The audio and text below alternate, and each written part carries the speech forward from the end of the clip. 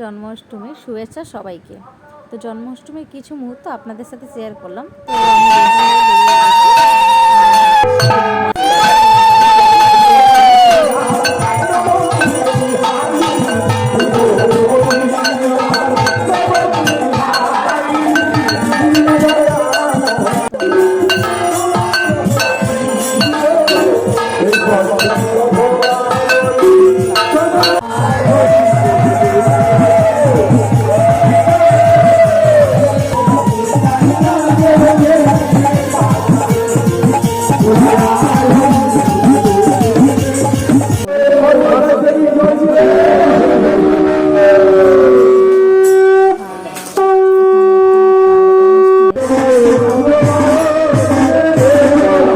তো খাওয়ার দিকে এখানে ভাত, ডাল, সোয়াবিনের তরকারি, আলু ভাজা, পাঁপড় ভাজা, পায়েস সব কিছু সুন্দর করেছিল নিরামিষ। আর সবচেয়ে বড় কথা, এতজনের রান্না বান্না সব আমার বাবাই করেছিল।